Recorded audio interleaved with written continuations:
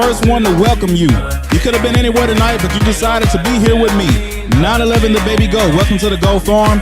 I got something for you. The DDTEA14 Millennial Made Military Podcast. For military, by military, and in support of our men and women in uniform and service. Thank you. Welcome to the show.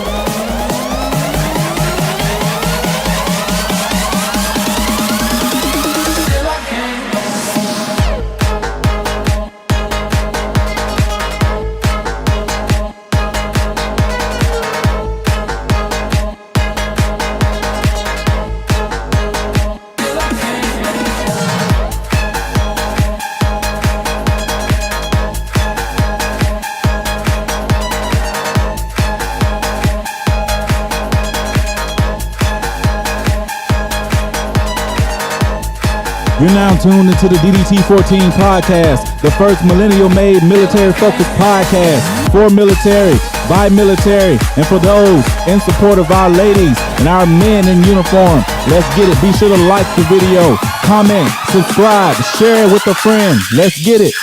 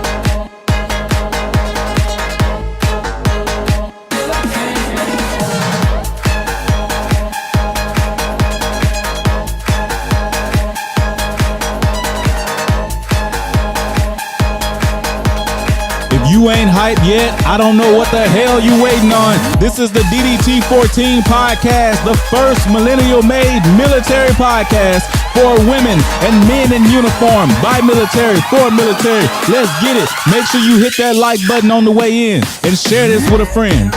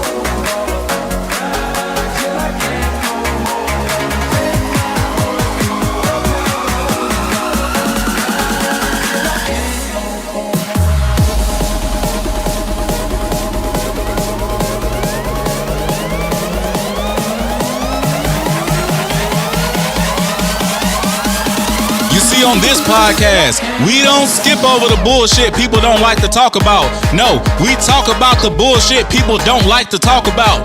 This is the DDT14 podcast, the first millennial-made military podcast for our men and women in uniform, by military, for military. Let's get it. Share it with a friend. Like the video. Subscribe.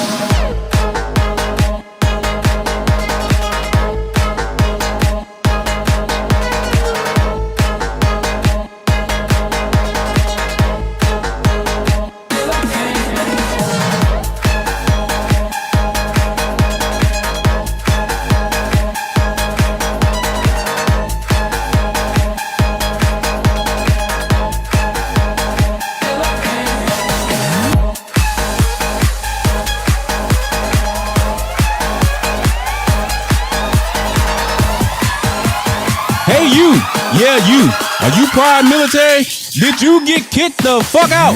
This podcast for you too. Make sure you drop down in the comment section below and let me know, let the world know how you feel about your experience. This is the DDT14 podcast, by military, for military. Like the video, subscribe, and share with a friend. And get your dusty ass a job if you ain't got one.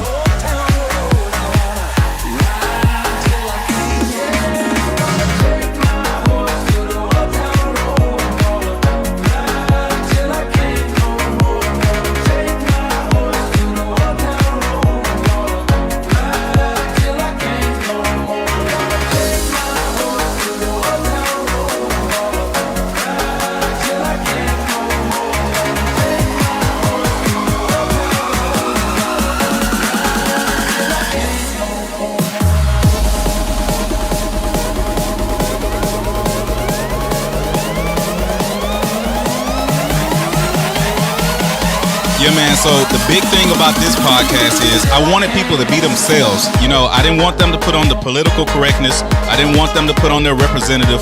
I wanted them to come on here, be themselves, answer the tough questions, give a voice to the people that I feel like never really had one. You know, this podcast is for military, by military, man. It's not just a slogan. Like, I really meant that, you know?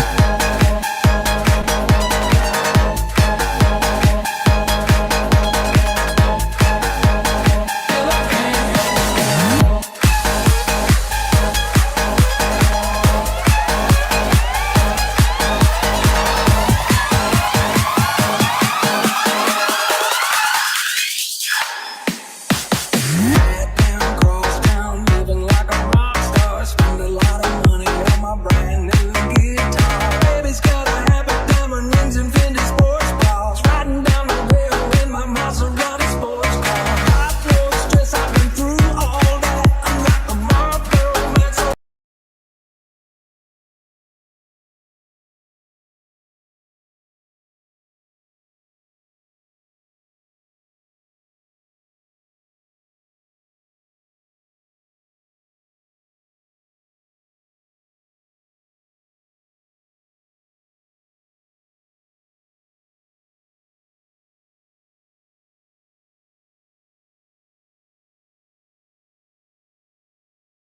United States military. No, better yet, the United States Navy, the 1%, the world's greatest Navy. The question I hear most often from, well, the 99% is, what is life like in the Navy? So I caved in.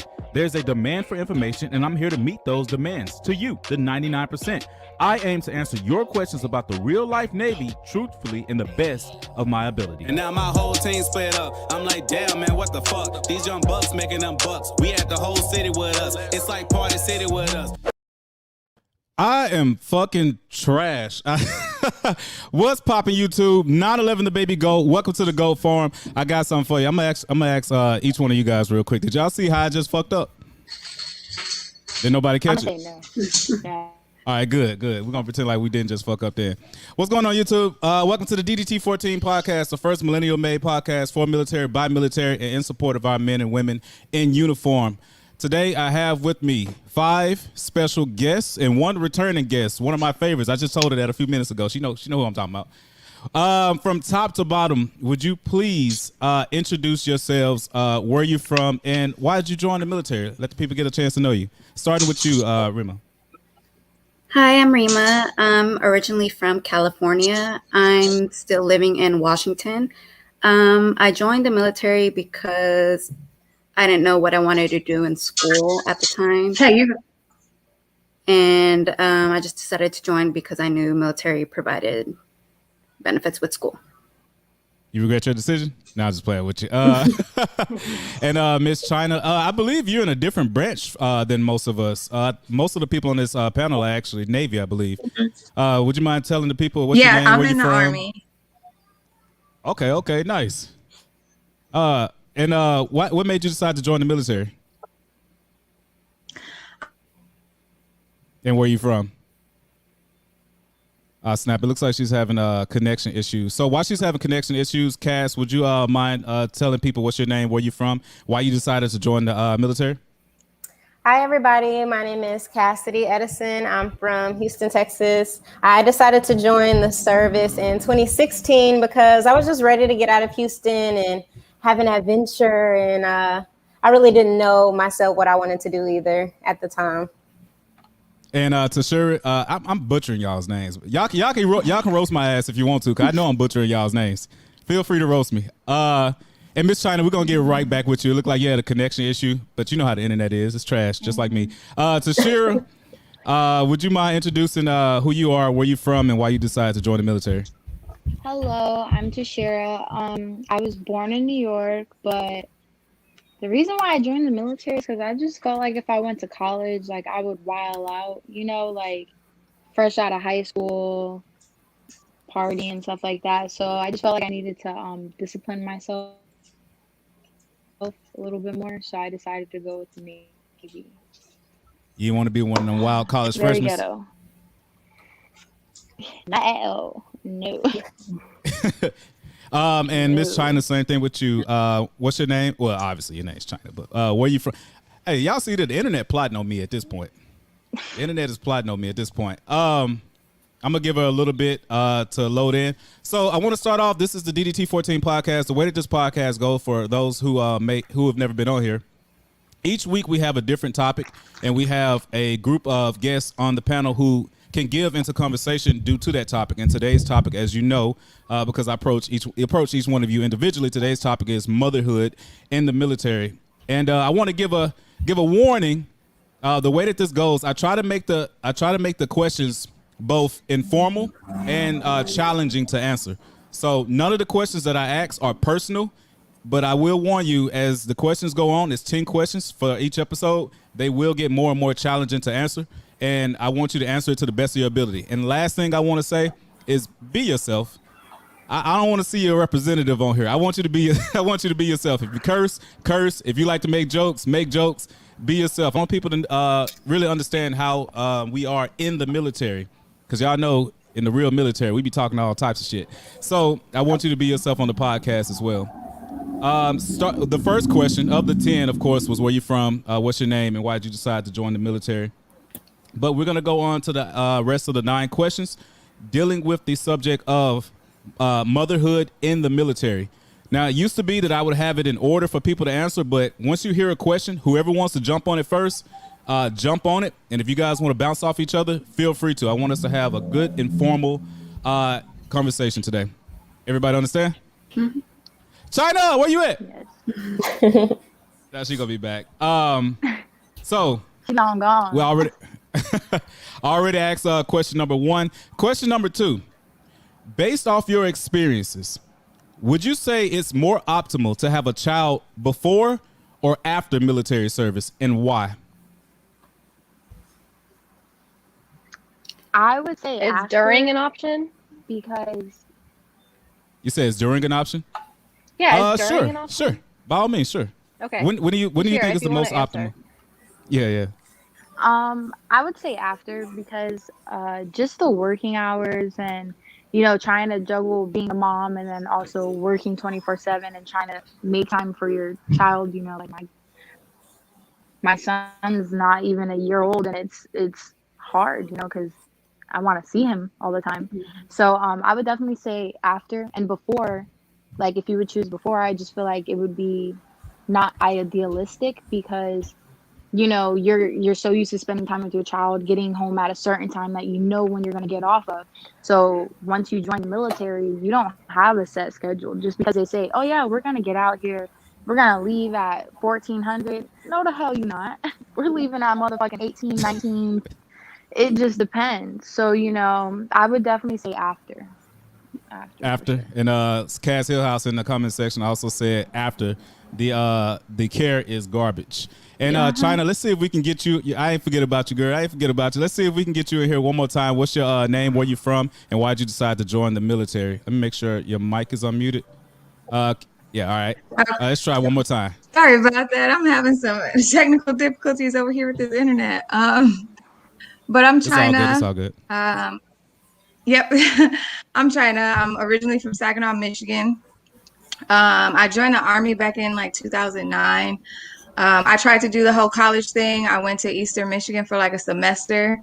But I realized I was just really going because most of my friends were going, and it wasn't really like what I wanted to do.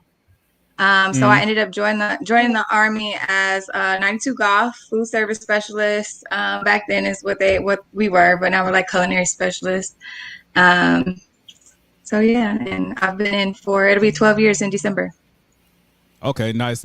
And I don't know if you may have missed it or not, but the first question, let me go back over it real quick. On the podcast, I want you to be yourself. No need for the representative. I asked 10 questions revolving around the subject, which is today's subject is motherhood in the military. And the first question that I asked was, based off your experiences, would you say it's more optimal to have a child before, after, or during military service, and why? And you guys can answer it at whichever order that you want to. So whoever wants to go to that question next. Tashira said, hell no, do it afterwards. So who wants to answer that question next? I'll go. Oh, okay. Oh, sorry. So You could go. I chose during, right? And this is from my own experience. The one thing that I refused to do was pay all those hospital bills after having a baby, or like in the as a civilian having a baby. And I didn't get one medical bill while I was in the military. And I had one baby. So free babies, that's what my husband and I was joked around about. I had really good experience. I know some moms didn't have as great experiences, but and I didn't get to serve on a ship while I had a child. Like I did my sea tour, and then I got pregnant, and then I went to shore duty, and then I got out. So I didn't get to like experience the whole motherhood on a ship. So I can only imagine it's hard. But for me personally, it was challenging, but I think during was the best option for me. Because you was able to escape all them damn bills. Now I'm not mad at you for that. Though. Healthcare is a motherfucker. Yeah, if you I see your point on that. Same question. Does anybody want to answer the question next? Do you think it's more optimal to have a child before, after, or during military service, and why? I think during as well, because if you have it while you're in, you could decide if you want to stay in or not, if it's the best option for your child or financially or whatever you have going on. So I had it while I was in the military, and because I had a child, I decided it was best for me to get out because I didn't want to miss all the memories and everything with my child. Okay, so you think it's so make sure I understand. You think it's best to have one while in, but with that being said, ironically, that's what also made you decide to get out. Yes. We're just gonna lead on to some more questions that I got. I'm gonna keep that noted. And Miss Cass, same thing to you. Before, after, or during? I think I agree with Nubia, like during, especially to help with the bills that come with having a child. It's definitely a benefit while being in the service. I will say like during shore duty might be a little more beneficial as well, because shore duty is essentially like a 9-to-5 civilian job. Whereas sea duty, you do have those unstable hours that Tashira was talking about. So yeah, during as well. During for you. So let me make sure I got this. Is this all during? Hold up. Rima, you said during. Newbie, you said during, right? Cass said during. Tashira said during. Okay, shit. No, I did not say during. I said after. I mean, no. You said after. You said after. My bad. Go ahead. Check my ass. I told you, roast my ass. I'm trash. Wait, but I do want to say, Tashira says after, right? So if you do plan to have a baby in the future, use the service to save up your money for that baby so that you're not surprised with the medical bills that will come with having a child after. That makes a lot of sense because, like she said, well, I don't know too much about how TRICARE works once you get out, but I would imagine it's not as good as when you're in. So yeah, that makes sense. Save your damn money. Stop spending that shit on Hennessy and Crown Royal Apple. Question number 3. Anybody can answer in whichever order that you want to. Okay, so consistently relocating to new areas, being away from families such as cousins, uncles, grandparents can be a challenging thing for a child to adjust to.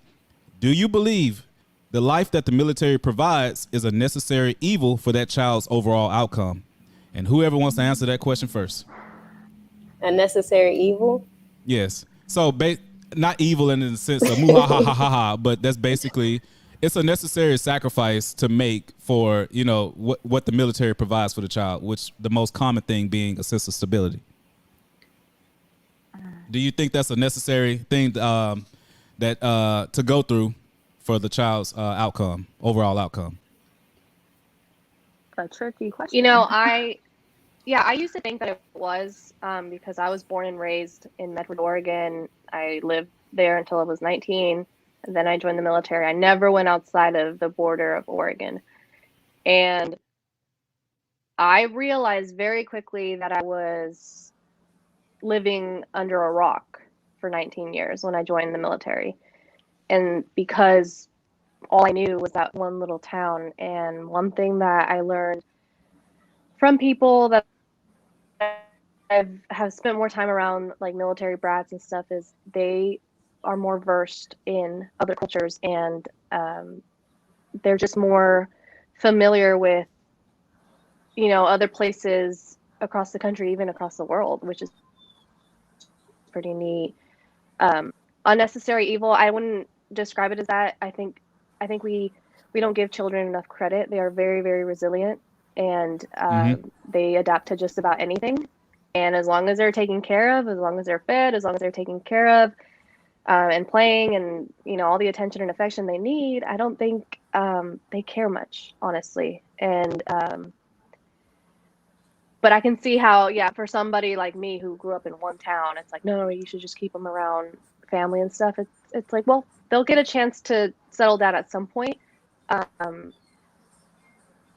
So just to make sure you don't necessarily consider it a necessary evil, would you consider it a sacrifice though? Oh, absolutely. Mm-hmm. For sure. Okay. China girl, what's good, man? I'm waiting on you to come back. How you doing? Listen, it's rough over here. I don't know what's going on. Who your internet service provider, so I know not to subscribe to their ass right now. I'll just mess with you. I can't even put them on blast like that. AT&T got it. All right, so I'm sorry, my bad, Nubia. So just to inform her on the question. The question was question number 3, constantly relocating to new areas, being away from families such as cousins, uncles, and grandparents can be a challenging thing for a child to adjust to. Do you believe that the life that the military provides is a necessary evil for the child's overall outcome. And Nubia, if I remember correctly, you were basically saying you don't necessarily consider it an evil, but you do consider it a sacrifice, and you think children don't necessarily get the credit that they deserve for how resilient that they are and adaptable. Yeah, no, it's a perfect summary. I just we've seen two duty stations in the last 6-7 years, and our kids have been on plane after plane after plane and lived in grandma's house and grandpa's house, and it's like they just get to know so much more than just that one house on Cherry Lane, you know? So I think it's a sacrifice for sure, but I think it gives them like a better perspective on the world and makes them kind of gives them more resources for like later down the road when they want to make their own decisions. They're going to be like, oh, maybe I don't want to move around as much. Maybe I do want to settle down. Maybe I do want to go to college. Oh, I definitely don't want to do the military. It's like all those decisions. Gives them more things to think about. Absolutely. Okay. Anybody else want to piggyback off of that? What do you guys think? Do you think it's a necessary evil? Do you think it's an evil in the first place? Cass, I'm trying to unmute your mic. Oh, I had mine muted. No, you good. Tashira, you said you're trying to speak? I think she basically summed it up perfectly. I feel the same way about that. And like she said, I do think it's a sacrifice because, yeah, you know, like you're not staying in one place. You can't just say, you know, oh, we're going to have like family dinner at grandma's house every Sunday night, you know, because there are sacrifices that you do have to make. But overall, what you said, I do agree with 100% because it gives them a overall picture of everything. Like, oh, this is what I dealt with when my mom was in the military. So, you know, maybe I don't want to do that, or, you know, maybe I should go to college so I don't have to go to the military, or, you know, vice versa of anything. So I actually agree with you 100% on that one. Okay. Hey, and don't be afraid to disagree with a motherfucker on the podcast now. I don't want y'all, I want conflicting ideas. But no, I'm just messing with you. So you, for the most part, you agree. And whoever would like to answer the question next, do you think that the lifestyle that the military provides children, do you think it's a necessary evil for their overall outcome? Or do you even think it's an evil in the first place at all? What are your thoughts on it? Who wants to answer it next? China, I feel like I should get you to answer. Do you think? Yes, please. Okay, so can you repeat your question one more time? So basically, consistently relocating to new areas, being away from families such as cousins, uncles, and grandparents can be a challenging thing for a child to adjust to. Do you believe that the lifestyle or the life that the military provides children in particular is a necessary evil for that child's overall outcome? I wouldn't necessarily call it like a necessary evil. I think military kids are some of the most resilient children out there. I know sound like Nubia. And I ain't even been in the dang old podcast. But I think particularly for my daughter, she's just so adaptable, and I think it's great for her just being able to interact with different people and different personalities, and just like you know, making friends as she goes along. I feel like as she's getting a little older though, she does express sometimes like, you know, she doesn't want to leave her friends and stuff behind. But I mean, I think it also kind of just prepares them for like, you know, the real world later on also, because, you know, you're going to outgrow people anyway. So why not start in the military? You got a point right there. And real quick, Kenson Chirilis said, let China talk before she disappears again. You gotta come back. He right. And we still got two more people who I want to know you guys, Rima and Cass. I want to know you guys' perspective. Whoever wants to jump on it first. Do you think that it's a necessary evil? Would you consider it evil at all for the child's overall outcome? I am an advocate for getting out of your hometown and exploring the world and getting out your community so that you can see what's out there. So I think like as a child, especially a young age where they might not remember, going out and having a foundation where you are adaptable, where you are diverse, where you know different cultures and stuff. So you're not just, everything is in black and white. So you got just like a nice idea of what the world holds and not just what home holds. So I understand, like, as children get older and they start making deep connections with friends and stuff like that, then that's when it'll get like a little more challenging. But, you know, taller age, baby age, taller age, grade school a little bit, then yeah, it teaches the kids to learn how to make friends and learn how to just be able to talk to different people in the world. See, the reason I asked this question is because I've never been an official Navy brat. My dad was a Marine, but he got the fuck on out by the time I was born. So I never really got the experience of what it was like to be a kid moving around in the military. So I thought it'd be a good question to ask, at least from a mother's perspective. That's why I decided to ask that question. And is it Rima or I'm tired of butchering your name. I'm trying not to. Rima. Okay, I got you. Rima. I'm gonna butcher it again. I'm just let you know. But what do you think that it's a necessary evil, or do you not consider it an evil at all? I agree with everyone with what they say about traveling and they get to see everything. But I think me personally, I still have friends from grade school. So I have girlfriends that I've been with friends for 10 years and on, and I get to travel right now.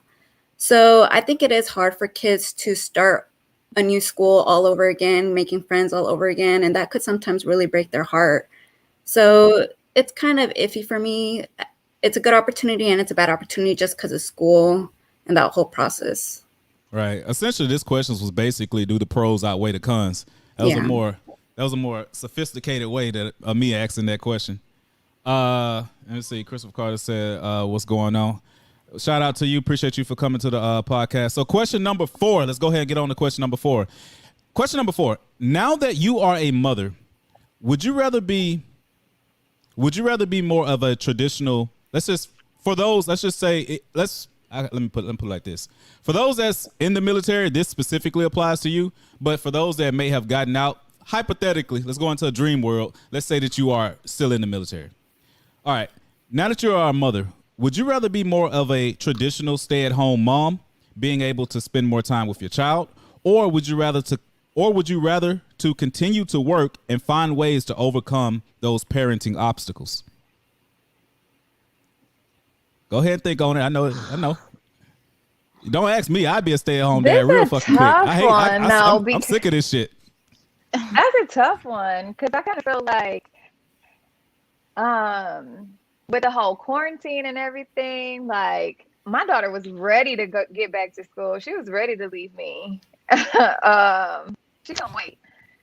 And I kind of felt the same way about getting her back to the school. But I don't know. I feel like it's just 50-50 for me. I can't say like completely one side or completely the other side. So I don't know. Right. Gun to your head. Which one you choose? You got to pick one. I would do stay-at-home mom. Stay-at-home mom? Okay. And in a nutshell, why would you do stay-at-home mom? What's the main benefit that you see that you would choose a stay-at-home mom? I would choose stay-at-home mom just because, like, I would have a lot more time to be able to bond with her. For me specifically, when I was working in the dining facility, it was just super stressful. Like, having to get her up in the wee hours of the morning and get her ready to get dropped off at daycare, or sometimes having to bring her with me to work until the daycare facility opened, and sometimes having to stay late.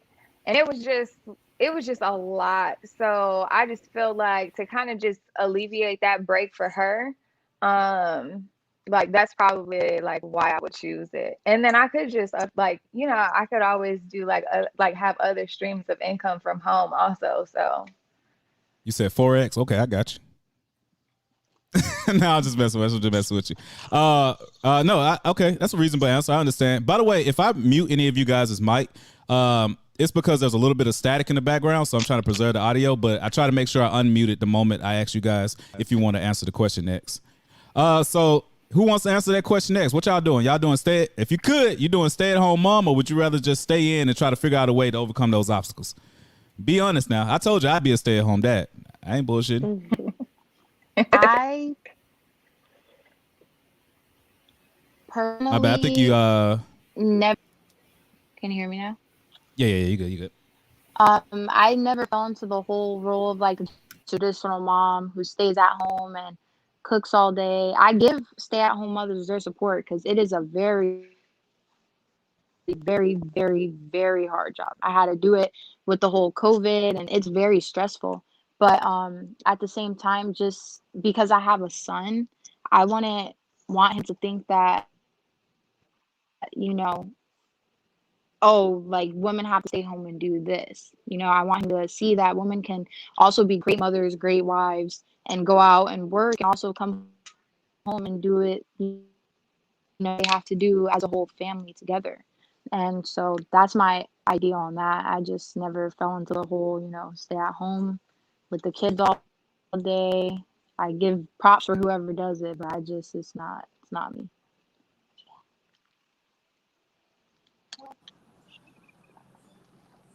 Yeah, I'm gonna follow up on that because I did work, and then I did do the stay-at-home mom, and I definitely preferred the working with kids because it gives you a purpose other than just being a mom. And that's very important. I know as a mother, there's what they call mom's guilt. And it's like, oh, if I do absolutely anything that does not involve my children, I'm the worst mom ever. It's like, no. When our kids are born, that doesn't mean our lives end. That just means we just keep pushing. And so when I got out of the military, I was going to college, and my kid was going to daycare, and it gave me like that sense of purpose. Like I can still be a student and a mother, but it's just about that healthy balance. I think is, you don't want to be all head, knees deep into your work and then not take care of your child, and then you don't also want to be taking all this time off to be with your child and not being good at work. So it's a healthy balance for sure. Will, I think you got yourself muted. It's okay. Oh. It's okay. Did I? No, Will. Oh, no, Will. Yeah. I'm fucking, bro. I told y'all I'm fucking trash, bro. What were you saying though? This guy stinks. But what I was saying was my bad. So I'm curious. Is anybody in here more or less a traditionalist? Because what I was getting from Tashira is that like she respects and she honors women that are more traditional and stay home. But from what I was getting, she's not necessarily traditional minded herself. Is anybody in here like traditional minded? Because I know that's kind of like how can I put this? It may sound like a silly question at first because traditional women don't just join the military, but I understand that certain certain life challenges can have you do things that you would probably rather not do, but you got to do what you got to do. So is anybody in here like a traditional woman by heart in the mind? Absolutely, I am. I think I am. You said you are. Yeah. And you said you trash, laughing my ass Yeah. off. I appreciate that. Cass. I appreciate it. That's okay. I got another Cass in here that won't talk to me like that. But yeah, Nubia, you say you are? Yeah, absolutely. And I still will go against it. I fight it. And not because it's wrong. Like I love being a stay-at-home mom, but I think that it serves me well to continue to be like successful and strive for the best, to set a good example for my children. And not that just a stay-at-home mom is like, oh, you're just not saying that at all. But yeah, I mean, I grew up with my mom was a stay-at-home and my dad worked, but we never saw my dad because he worked so much, and so we never really knew my dad. And maybe if my mom had worked, maybe there would have been like a good balance of the two of them, and I actually would know my dad. And I think it's good, especially right now with prices and inflation and, God, the real estate market right now. It's like both parents have to work. It's hard. It's hard Translation: to afford anything. the American economic system is trash right now. But no, I'm just playing. No, with you. absolutely no, and but it's also like I was saying earlier. It's like it gives you a purpose other than just being a mom, because those kids are gonna turn their back on you someday. They're just gonna move right on out. What are you gonna do then? Be an empty nester? And then it's like that's what I think about. It's like, okay, yeah, you need my help right now, but in 15 years you won't. So You gotta give Okay, I yourself a got you. purpose, I feel. So basically, China, Tashira, Nubia. China, you would do the stay-at-home mom thing if it was a gun to your head, but it got to be a gun to your head. Absolutely. Yes, yes. I am a single mom. I have been carrying this for 8 years. Like, absolutely. In a perfect world, I would definitely do the stay-at-home mom thing, because at the end of the day, for me, like, my mindset of being a stay-at-home mom, that doesn't mean that I can't still get a degree. That doesn't mean that I still can't pursue, you know what I'm saying, like higher education. So that's not like I'm just staying at home and just taking care of the kids and being a homemaker and all that. Yeah, I'm doing those things too, but I'm also, feeding my mind too, stimulating my mind and growing, you know what I'm saying, by like going to school and, learning, getting degrees and stuff. So I could still do that too. Okay. And real quick, I'm butchering the hell out of these names, man. Hey, some of y'all need some easier names. Shit. Syntasy said, I think all military moms are great moms, especially my niece China. So that looks like that's a shout out to you. And also, again, Cass says, no, much love. These women are amazing. So that's a shout out to all of you guys. So the only two people I don't think have answered this question so far is Cass and Rima, the nice Cass, not the mean one. So whoever wants to answer that first, go ahead and knock it out. And if you need me to repeat the question, I got you. So I agree with Tashira that, if I had to choose, I wouldn't want to be a stay-at-home mom. But if I had to choose between the military and being a stay-at-home mom, I'll be a stay-at-home mom, just because the hours, if you're out to sea, you're missing out on birthdays, memories, all that. So without a doubt, I'll choose to be a stay-at-home mom rather than be in the military. Okay, sounds reasonable. And last but not least, Cass, which one you picking? Oh, I am the furthest thing from a traditional mother. I am not a stay-at-home mom whatsoever. And so I'm an artsy person, right? And the example what I think Nubia mentioned it, mother's guilt, it's a thing for sure. And I made the decision that I was not going to have that. So you get your people that tells you, you need to slow down, you need to calm down, you got responsibilities for sure. Trust me, I know I'm the one with the child. However, you still got to live your life, because our purpose is not just to be a mom. So I actually am a poet who gets booked to perform here and there. So my weekends look like going to this state or going to this event. And I'm an artist, so I draw paintings for people and then I go and give it to them. I do modeling, so I have shoots here and there. And my daughter sees that and I bring her along, or sometimes I have to have family members watch her, which is usually 90% of the time I have my family watch her. And my daughter's 2.5. She's going to be 3 in December, but we have an active life and I love that for her. So when the pandemic did break out, I was thankful enough that my daughter goes to a private school and they were case free and she was able to continue to go into school. There was a couple of times she did have to stay at home with me. And I was like, oh, I'm ready for your school to be open again. But every non-traditional bone in your body was shaking. Oh my gosh, I love my daughter though. So we're barely in the house though. So I'm like, okay, what museum can we go to? What? And I don't know if that's just me. I just have the inability to be still. But I live an active lifestyle and I encourage that for my daughter. Okay, fair enough. All right, so I'm gonna go on to the next question. If I can comment. By all means, go ahead. I'm sorry. I just know that because your question was directed to whether it's stay-at-home mom or be a military mom. Military, if you have to choose. Mm-hmm. Yeah. So the military doesn't really consider a child to be a good enough reason to not show up to work. In the military. If it wasn't in your sea bag, then it doesn't matter. And that was one thing I was like, no. Damn, for real? Right. Yeah. Oh yeah, absolutely. Oh my God. Girls, how many times have you heard that? If it wasn't in your sea bag, don't worry about it. And Cass said, do any moms suffer with social anxiety? So I'm assuming that was meant for you guys. Is that something that you guys have ever had to deal with as a mom? Social anxiety? Mm-hmm. Maybe straight out of the military, it was hard to adapt. And I'm kind of upset that the military don't care about kids as being an excuse. Cause on my mama, I was going to use that I couldn't wait to have some kids to be late every day. But okay, I'm gonna go ahead and go on to the next question. Question number 5: Do you believe the military provides enough services to assist service members with their parenting journey? Whoever wants to jump on that first. I feel like yes and no. Parenting journey, as in, i.e., pregnancy and stuff like that. Anything that you may need help with, like pregnancy, maybe childcare, whatever the case may be. Do you think the military provides enough services to make your job as a parent easier?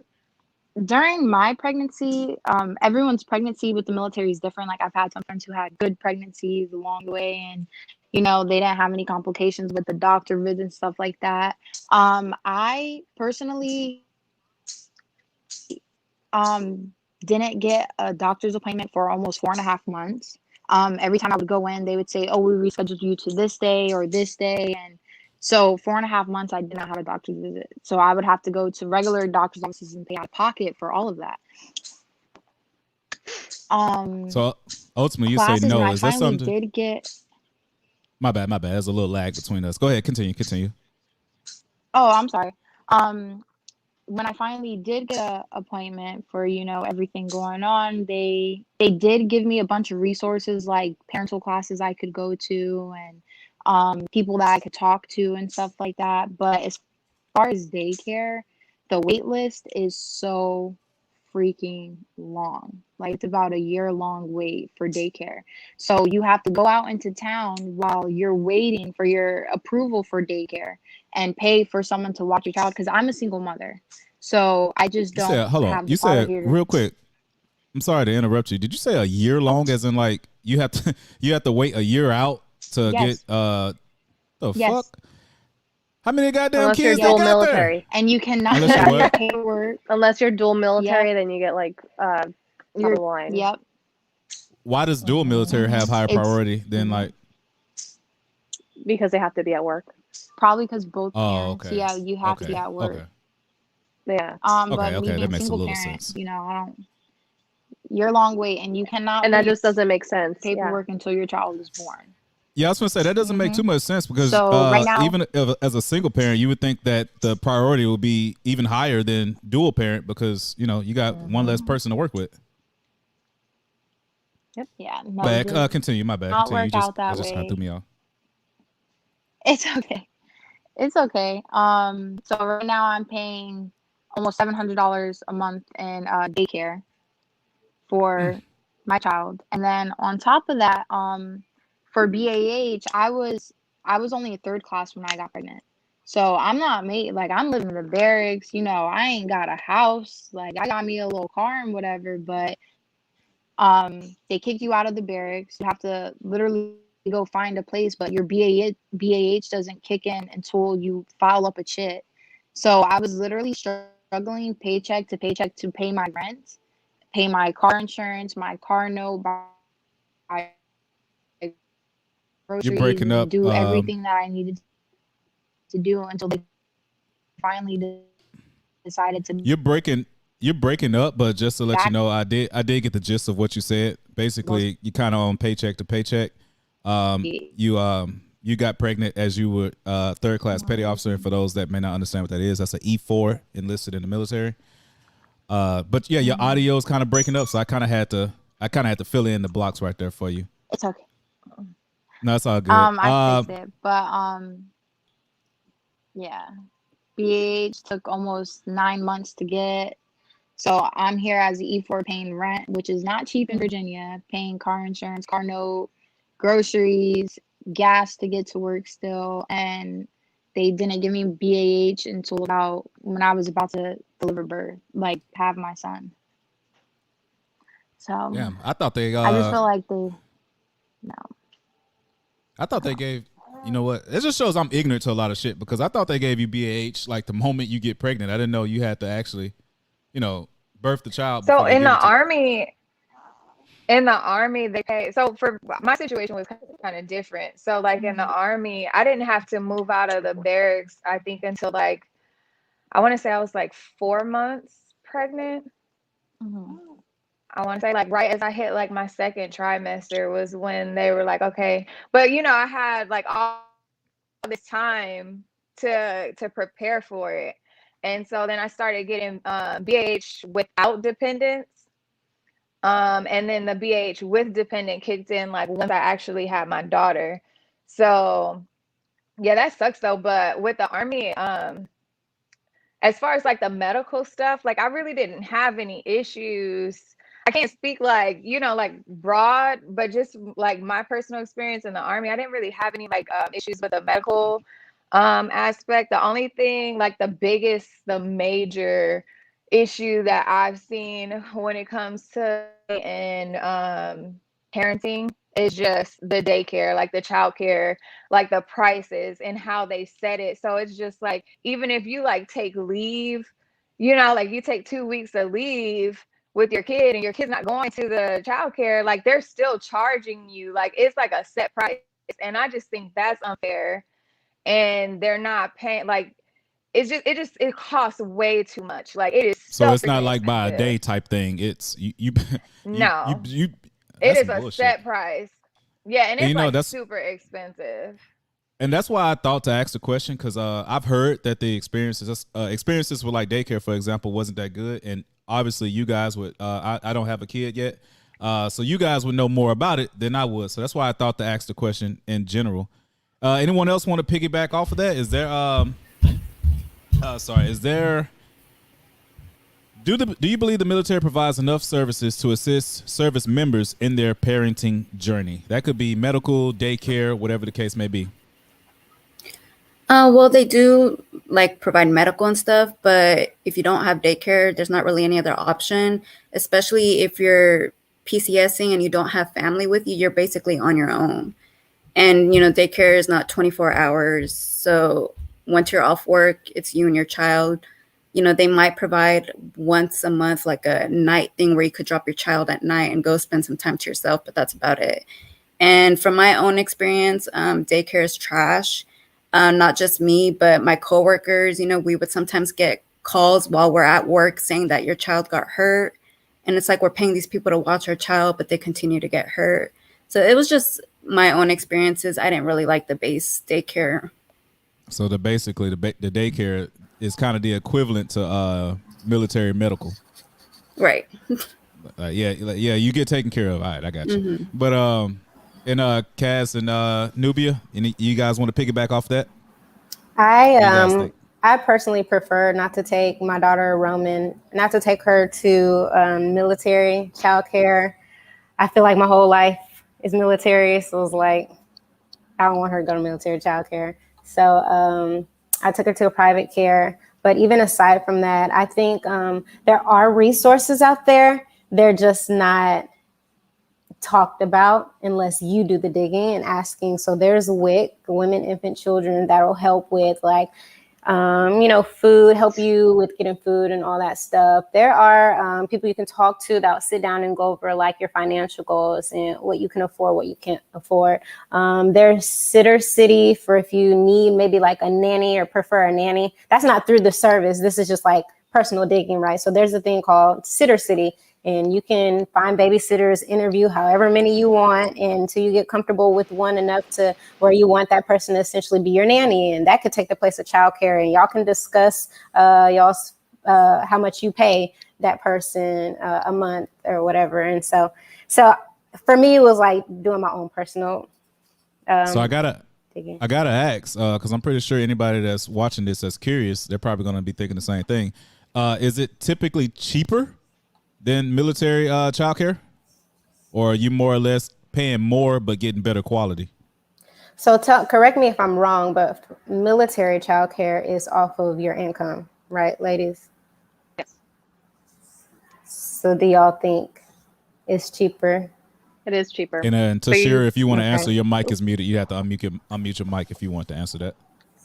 You good? You good? It is cheaper, but Are you talking about like Like, civilian childcare? Yeah, like military childcare versus civilian childcare. Because she said that she does civilian childcare. So the question that I think is then, is it cheaper, or are you typically paying more but getting better quality for that, for the payment? I feel like you're getting better quality because, like Rima said, my son has never been in the daycare on base, but she just said like her coworkers would get calls saying that their children were still hurt. I have not gotten any phone call since he's been in or anything like that. So I just feel like, you know, you're paying for what you get, to be honest. Okay, fair enough. And I feel Newbie, you I the get last person. the same experience. I'm sorry. No. You good. You good. Go ahead. Like I said, I want you guys to be able to piggyback. I don't want it to be too structured. We're having a conversation, ultimately for other people that's interested joining the military and those that's in the military. So, what were you saying, China? No, I was I just fucked you saying up, it's didn't the I? same experience. So I'm a recruiter a little bit. I'm a recruiter in Michigan right now. And so I've noticed like a major like difference in how much I pay, because now it's not a fixed price. I pay for like the time that she's there, and even on top of that, like for like throughout the summer, like when she's there during the summer, like they're going on field trips. Like you don't understand. Like I'm getting my money's worth. Like they're actually doing things with the kids as opposed to like back on base. Okay. And Nubia, I'm sorry, I'm gonna get to you. I ain't forgot you. What do you think? Do you think the military provides enough services to help women in particular with their parenting journey? Yeah, I mean, absolutely. They provide, all these daycares on base. Are they the greatest? Probably not. They're definitely cheaper, but like Tashira said, you get what you pay for. Um, and the whole waiting list is something that I'm very familiar with because my husband and I were dual military. And I would have a coworker that was like a single mom, and I would get daycare before she did. And That's bullshit. I'm sorry. she'd be like, well, what's up with it? Yeah, no, absolutely. I would just feel grateful, like, oh, if I could stay with my kid, I would. But yeah, dual military gets that front of the line privileges. And since the birth of my child, they've both been in military childcare, but that's, from my experience, has been good for them. We've been very lucky. We were in Hawaii before, and the ladies that worked there reminded me very much of like the Hispanic way they take care of me growing up. I just loved the way that they took care of my children. And then now in New Jersey, they're, I mean, I've never been to Virginia. I hear Virginia is a little bit on the lower side. So New Jersey is like one of the most expensive states that you can live in. So I'm sure our taxes or something is paying for that CDC to be as good as it is. So I've had a good experience, but I know absolutely there has to be bad experiences. But they'll set you up, absolutely, so you can show up to work. Whatever happens at daycare while you're at work, it's on you. And that's the sad part. Sounds tough as hell if you ask me. But I'm glad that I appreciate you guys for giving out that information. Shit. Hopefully, I think that's an issue that needs to be addressed. That's why I say I ask challenging questions, not just for the sake of being challenging, but I also want to fix some issues that people are having in the military, or at least give people a voice to get it out there in the first place. So question number 6, if applicable, describe to the best of your ability what it feels like to go on a deployment and be away from your children for a prolonged period of time, and how have you managed to deal with it?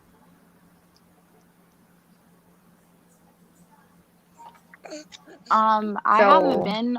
Oh, Well, I'm I'll sorry, just jump right in. Go ahead. No, okay. So I had my daughter January 24th of 2013, and I deployed to Kuwait October of 2013. So, like, it was basically as soon as I came off postpartum, they were just like, boom, let's go, like, mission. And so that was the most difficult thing, like the hardest thing I've ever had to fucking do in my life. And so, and it, like, of course, like I was deployed with other women who, like they far outranked me at the time. And so they were kind of accustomed to it. But you know what I'm saying? Like when you're a new mom, like you don't really give a shit about like anybody else who has to like leave their kids. Like you're just focused on the fact that, okay, I'm away from my child. Like this is my first kid.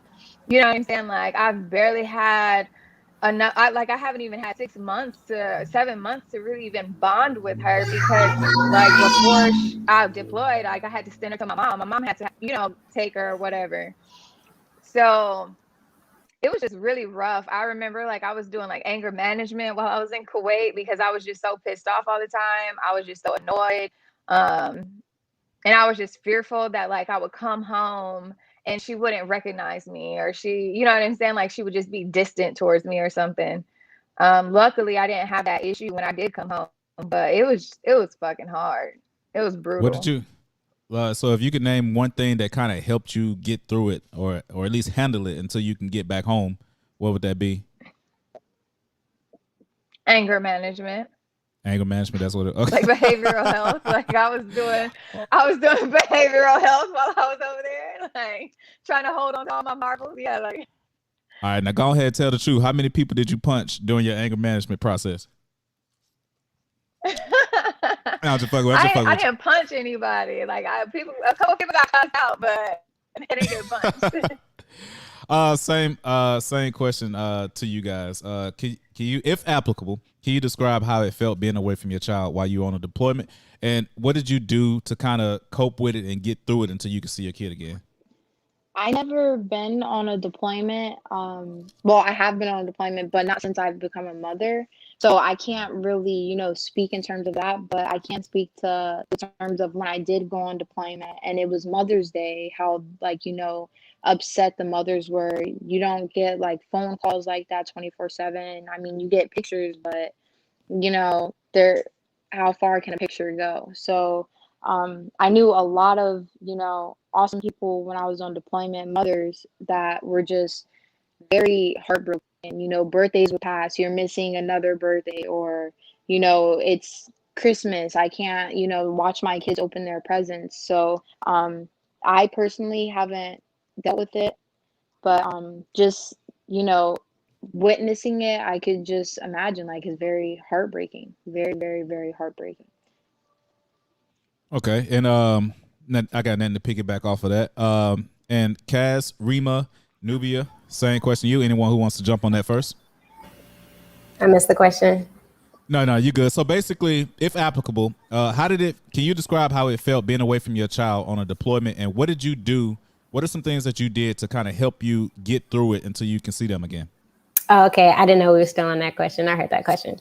It's not applicable, but I hear that is very, very challenging for those, like China said, for those who did have to leave their babies. And that actually makes me think of that other question that you asked about staying in. I think if I did have to experience that myself, I would be out the service. She said, Y'all heard that? She said she had to experience that herself. Like she fucking gone. She. No.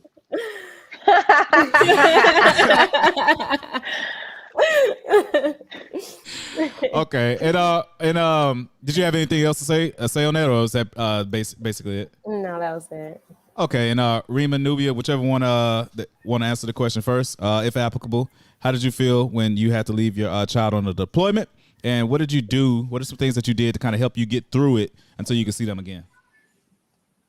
And Rima, I think your mic is unmuted, is muted if you were trying to answer, but it looks like Nubia beat you to the punch. So I'm sorry. It is not applicable. But I did spend some time away from my kids this summer to finish up my degree.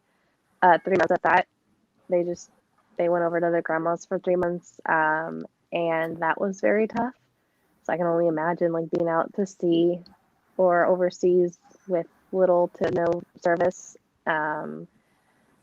But I think the thing that got me through this summer was just being able to work on myself, find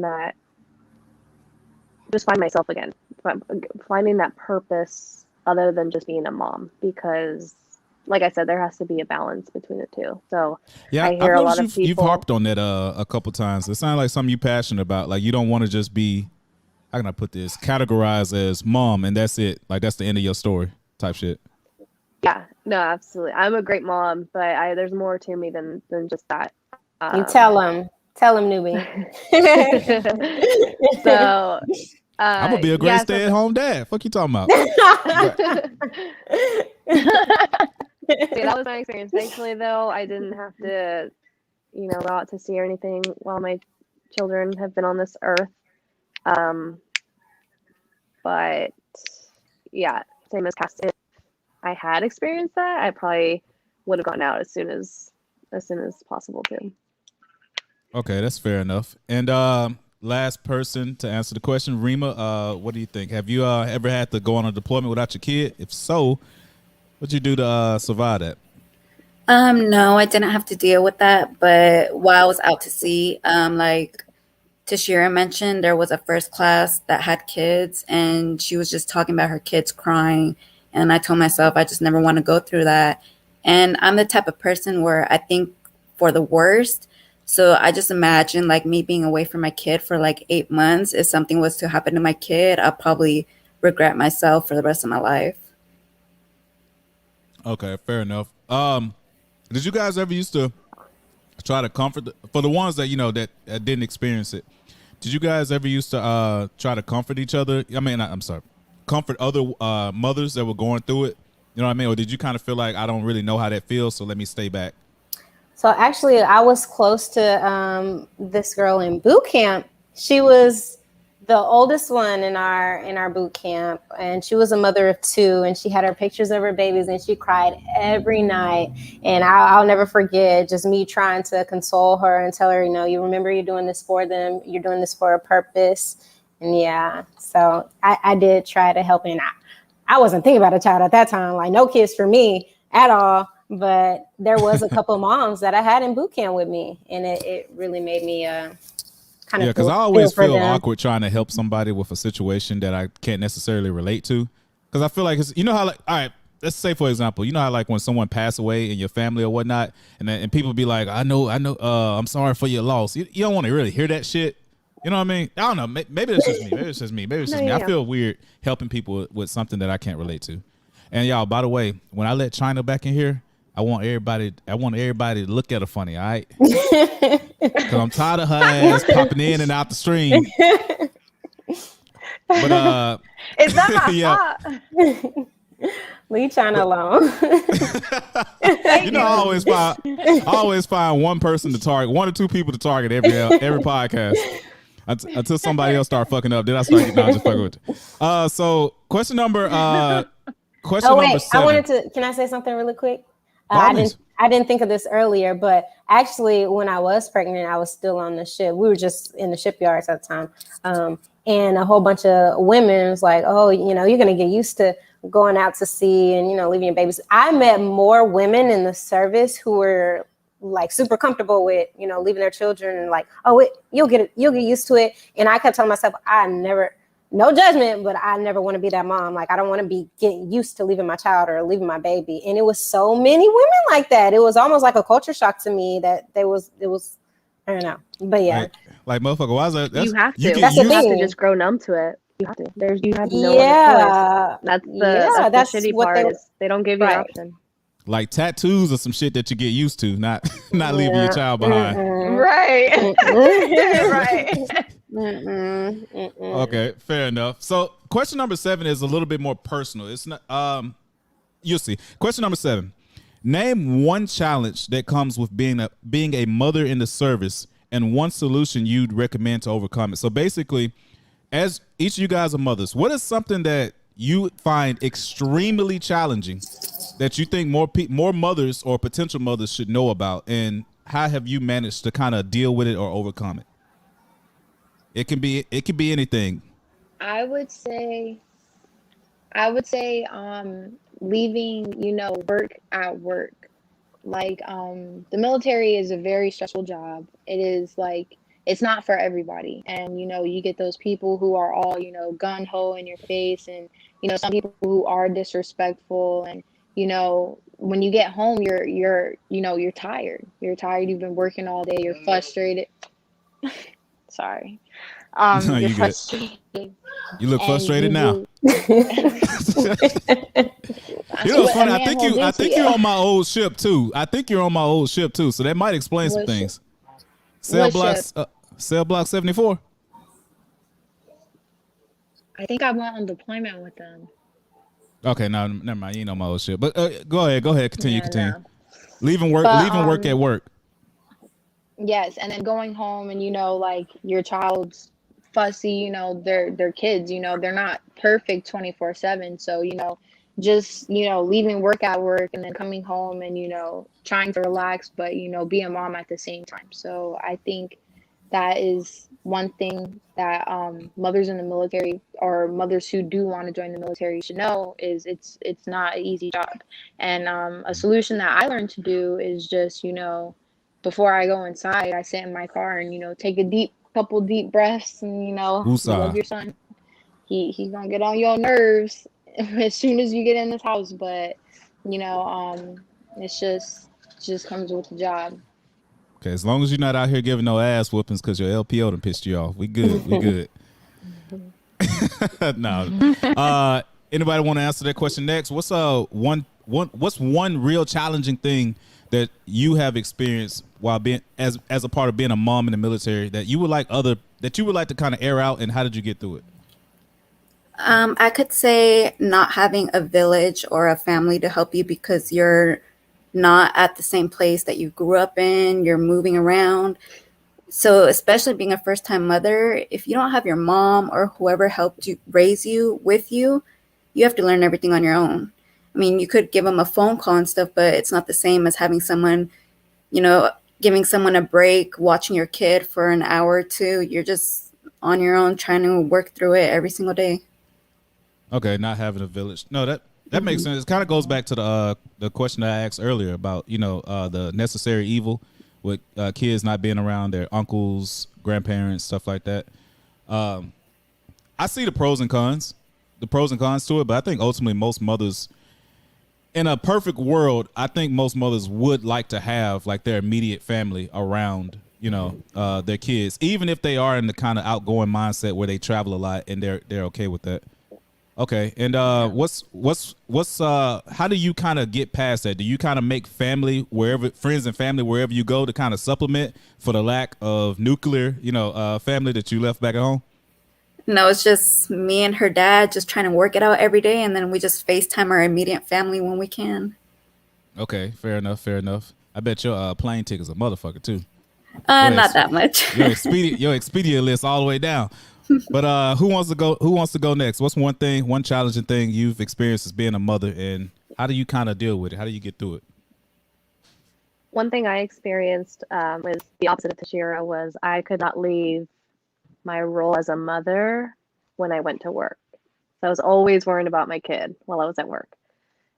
And that didn't play out so well with my LPO or LCPO at the time, where I'd be like, oh, my kid's sick, I gotta go.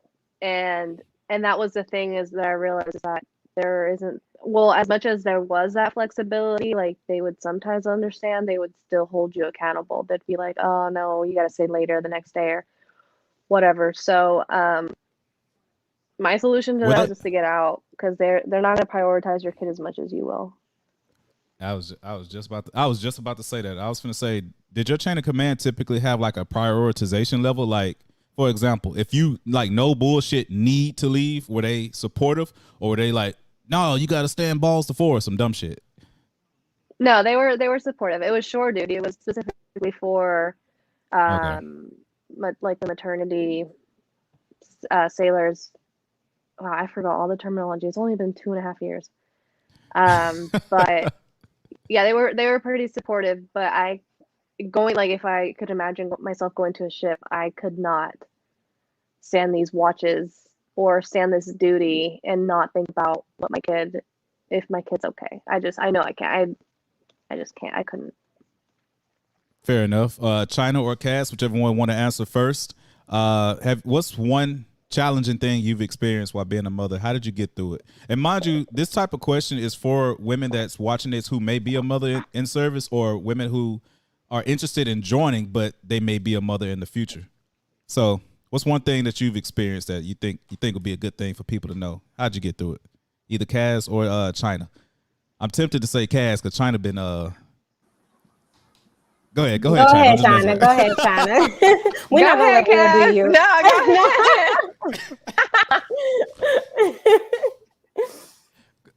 Go ahead, China.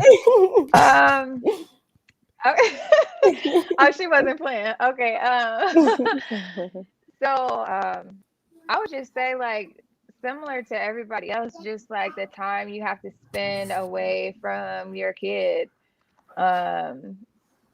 Like, you know, just going, if you have to do like some kind of field exercise training or something, and going on a deployment, or just long hours at work in general.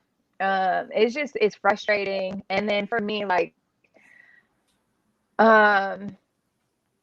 just like, and sometimes, like, it's gonna sound a little selfish, but sometimes just like listening to people who have spouses at home, like helping them, you know, like listening to them complain. And like, I never want to try to like invalidate anybody's experience or anybody's like feelings, you know what I mean? But it would kind of like make me feel some kind of way, because it's just like, well, damn, motherfucker, at least you got help. Like, you know what I'm saying? Like, I'm doing this shit by myself. Like, I don't have anybody at home cooking a meal, you know what I'm saying? Putting my daughter to sleep, you know what I'm saying? Like, she's got to go to sleep when I get home. Like, you know what I'm, you know? So right. No, it was I get just you. like, and then like, I guess how I kind of, yeah, like how I kind of dealt with that was just kind of like checking myself too. Was just like, you know, like I said, like, you can't invalidate somebody else's experiences just because, you know, you're a single mom. Like, everybody has, you know, everybody feels how they feel about being away from their kids, whether they have a spouse at home to help them or not. But for me, it's just like, I think the one thing that keeps me going is just that I feel like the Army is like my safety net. And that's not to say like I'm not good at other things. Like, I'm damn good at other shit, you know what I mean? But it's just like, if I were to get out today, like right now, just because like I don't want to be away from my kid, you know what I'm saying? Like, it's cool like to fail or to fall on your ass in life, you know, when it's just you. But when you have somebody that's looking up to you and needing things from you, like, that's just not cool. It's not cute. So I just like Being stay in, risky, and I keep being pushing, risky because I is know less at the end cool of the when you day, got like, people. it is risky. Exactly. And I just like, and I talk to my daughter all the time. So like, that's what we're big on. Her and I, is just communication. Like, you know what I'm saying? Like, trying my hardest to make her understand and to help her to understand, like, hey, you know I have to be away from you a lot of the time, and I know that sucks, and I know you don't like it, but I need you to try to understand, you know, I'm doing this for us. I'm doing this so that you can have a better life. Because at the end of the day, mom's gonna do 20 years, you know what I'm saying? And your education's gonna be paid for. So, That's you kind know, of like the how, payoff like, in the why earlier I end. was like the necessary evil thing, because it's kind of like what you're saying right now is like, in a perfect world, I would love to just, you know, be around you as much as I can after I come back from work. But circumstances happen, and you're kind of in a phase right now where you got a little one depending on you. So, you know, you don't want to be that risky. So it's kind of it's a I know a lot of you guys said you wouldn't necessarily call it evil. The reason I said necessary evil is because in life I always look at things as like there's a greater evil and there's a lesser evil. You know what I mean? And I always try to sort out the two. But no, go ahead, continue. I was just elaborating on my thoughts on what you were saying. Go ahead, Cass. Tashira, you better not have just whooped no kid. I'm on to you. You keep blacking out the camera every time. Y'all see her? I don't hit my son. He is 4 months old. Okay, ain't what I heard. Y'all see it too, right? She keep looking mad, and then the camera go black. I don't think that's coincidence. But anyway, Cass, I'm talking. Cass, what's something that you've experienced that's extremely challenging as you've been a mother in the military, and how did you handle it? How do you get through it? How do you deal with it? As my daughter is screaming and hollering in the background. All right, let's see how she deals with it. Let me tell you, during the day, you know, we get up, take Romy to daycare, I go to work, and work for me, it's mentally draining. It's not physically draining. So when I get home from work, at 4, then I have to get my daughter by 5:45, 6 o'clock. So that 2 hours, I have to take a nap. I noticed that about myself. If I don't take a nap and get ready for my second job, aka my baby, then I'm real irritable. And that was challenging for me in the beginning because she's taller. So she's a busybody and she's full of energy. And I'd be like, Lord, I know you wouldn't give me more than I can handle. That's another way that I get through the daily day. But no, so taking a little power nap, I have to, because my daughter, that's when I have to pull out that physical energy, not the mental. So the physical energy is I have to preserve it for her, or else it just wouldn't be fair. And I just keep thinking about, like, I don't want to be that mom that's like sitting down, baby, go watch TV. And if I'm being real, I was doing that for a little bit because I just wanted my time just a little bit. And I was like, baby, just go. You ain't gonna be one of those moms that be calling kids chitlins, because that's what they did where I'm from. I was a chitlin all the way to like 17 and shit. Seriously, like I had to not be selfish, seriously. And it's really hard not to be selfish sometimes, because like you need your space in order to function. You need your downtime and your at peace time. So I utilize those 2 hours, that 2 hour window that I have, I utilize it. Yo, Rima Happy and for you. Nubia. That's very admirable. Very, very admirable. Rima and Nubia was like, what's a chitlin?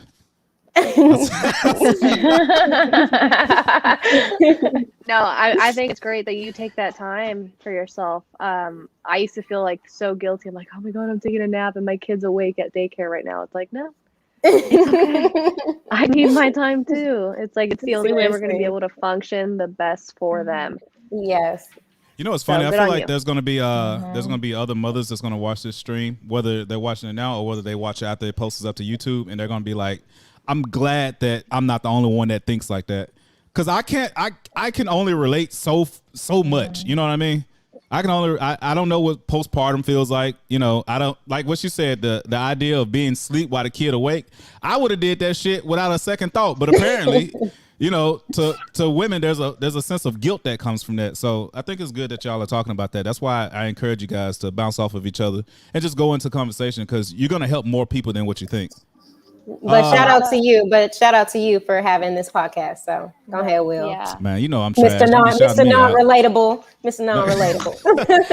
And Karen Martinez said, I ship out in December, and I know it's going to be so hard for me to leave my 1-year-old.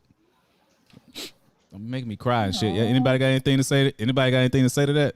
Oh, take pictures. Keep your head up, but take pictures that you can have with you, so that even though you'll be down, but you'll look at the pictures and be like, oh, my baby. And then you're sharing with your shipmates and think of all the funny things or the silly things. And then just make a list of things you want to do when you get back, because that gives you some motivation as well. All right. And question number 8 is going to get a little bit more personal. I warned you guys in the beginning of the show, though. Question number 8. If you were to decide to do 20 years in the military before retirement, and by the way, if this doesn't apply to you, let's just pretend that it does apply to you.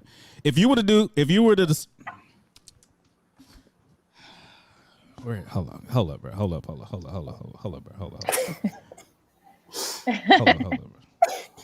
Oh, brother, this guy stinks. I gotta roast myself real quick. If you were to decide to do 20 years in the military before retirement, do you believe your child will be appreciative or resentful with the disadvantages and challenges that came with being a quote unquote military brat? So essentially, if you decide to do 20 years, by the end of that 20 years, do you think your child would be appreciative of your decision or more resentful for some of the challenges that they had to face that normal kids do not have to face? I think it just matters on how you raise them. You know, if you're doing 20 years and you're not really around them, but you're not reminding them that you're their mom, just letting them do whatever with their family member, whoever they stay with, you know, they're going to be unappreciative. But if you're there reminding them that you love them, you're doing this for them, you know, then it's a different feeling. So just, okay. I think it's how you raise them. Yeah, very well put. Absolutely. Okay. By all means, anyone that wants to piggyback or give their perspective, continue. Go ahead. Honestly, I think who the hell knows? There's no rule book. So you might have the child that comes out, Mom, you know, thank you. I really appreciate you serving time just so that I can live a certain lifestyle. And you might have that child that's like, you know, I could have lived a normal life. I could have made friends and, you know, been steady and stability and all that stuff. So that's why sometimes you have to be a little selfish and just do things not for an external reason, but do things for you and hope for the best outcome. So. Right. Because, even, I don't know if any of you guys are military brats, but even just regularly growing up, there's a lot of decisions that our parents made that for the most part was for our, for our embetterment or whatever the case may be, but we didn't see it. We didn't see it that way. And as we became adults, we tend to we had one or two reactions. Either we was like our parents was fucking retarded, or we were like our parents was faced with a hard decision, and I'm more understanding and appreciative of it. But if you decide to do 20 years, I'm gonna pick on you, China. How do you feel? Because I heard you earlier say that you're actually planning on doing 20 years. How do you feel your child is gonna feel about that at the end of those 20 years? Appreciative or resentful? And by the way, China, after this, I'm not gonna. I mean, I would hope that after this, I'm not gonna pick on you because Nubia just popped in and out, so she's the new person I'm picking on. Yes. I would hope that she would feel if, like I said earlier, her and I are like really big on communication, and mostly because that's something that I didn't have like as a kid, growing up. So I try to teach her the things that I wasn't taught as far as like how to process your feelings and how to talk about your emotions and stuff. And it's something that I'm still learning too. So I try really hard to like keep that line of communication open with her. So, I mean, we have our moments where she, like I said, like she doesn't like that I can't be there for this or be there for that or whatever. But I allow her the safe space to be able to express that to me, and just try to just remind her like why that is the way it is. And so hopefully she'll be appreciative, for it. But I mean, You think she will? I don't know who that was earlier who said like, who the hell knows, like for real. Oh, you see. Mm-hmm. Well, it'd be something nice. I tell you what, if she does kind of give you some backlash, I'm gonna keep this video up for 20 years. Just send her back to this and be like, look, see, baby, this proof your mama had good intentions. Thank you. Keep this in the archive. I'm gonna keep it. I'm gonna keep it up. I'm gonna delete. If I'll delete every video, I'm gonna keep this one up though. All right. How old is your daughter, China? Daughter, right? Yeah. She's How's your daughter? Okay. Mm-hmm. I love that you're giving her a safe space to communicate. I didn't have that either. So you doing the damn thing. Go ahead, girl. All y'all. Mm-hmm. I just figuring this thing out. Yeah, all y'all except Nubia. Thank you for breaking generational curses, because I know it's hard to like get out of that. Like they hard, girl. I tired. I know. Mm-hmm. But like who really knows? Like it just all depends. And I mean, you can say it could be like how you raise your kids, but at the end of the day, they do have their own feelings, and they do turn out to be their own people. So you never really know. Some scary shit to think about, but I thought it was a question worth answering. Just to make sure. I think everybody answered the question, right? Or Cass said, "Who the hell knows?" China, you basically said that you hope she'd be understanding. Tashira, did you give a definitive answer to the question? I'm sorry, say that one more time. Did you give a definitive answer to the question? Do you think your daughter would be, your son, correct, would be appreciative or resentful by the end of your 20 years if you decided to do 20 years? I'm not 100% sure. I can't answer the question, for him. It just all depends, like I'm not sure what your name is. I'm so sorry. And the yellow top. We both kind of got yellow, me and Rima. Oh, down. Cass. Yes. So like Cass said, like you never really know. There's no rule book at all. So, they can grow up having their own ideals about something. Just because, you're in the military and, you're supporting them doesn't mean they'll, look back on it and be like, wow, I'm happy, mom did this. It gave me these opportunities. They could also look back on it and be like, wow, I wish mom would die when she did, so I could have spent some more time with her. It just all depends on how they, Well, let me think for ask you this then. themselves. Let me ask you this then to kind of keep the heat on you. If they were, God forbid, but if they did have a resentful attitude towards your decision, would you be understanding, or would you be like, you ungrateful mother, or would you be more understanding? I would be more understanding because I, would understand how it feels to not have a parent there when you actually, need them. So, I would be understanding and I would just, say like, look, I would explain to him like I did these sacrifices so, you could have this or, you could do this. And yes, I wasn't always there. And I do apologize for that, but I can't go back in time and change anything. But I would be very understanding because I know how it feels. Want me to tell you 100%. how to make it up to him? Hmm. Make sure you give him whatever PlayStation number is out at that time. It'll be all good. I believe everybody answered that question. So we're on question number 9. Only 2 more questions to go before we're at the end of the podcast. You guys have been great so far. I want to thank you so much. Question number 9. In your experience, is there any sort of community for mothers in the military? If so, elaborate. And would you join one if there were? And what would you like to see in this community or organization? So, for example, I don't know if you guys watched my LGBT plus episode that I did a couple weeks back, but they have a community called GLASS, Gay Lesbians and Supporting Sailors. Is there, since you've been in, is there a community for mothers in the military? If not, would you like to see that type of community exist? And what would you like? What are some things that you would like to be a part of? What type of assistance or help or whatever the case may be would you like for that to be a part of it, if you would like to see such a thing?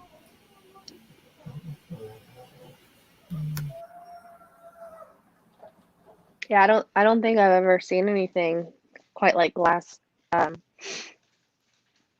So yeah, I think it'd be a great thing to have a community of women, and not only military moms, but spouses too. I think they can relate to a lot of what we would go through as a active duty service member and being a mother.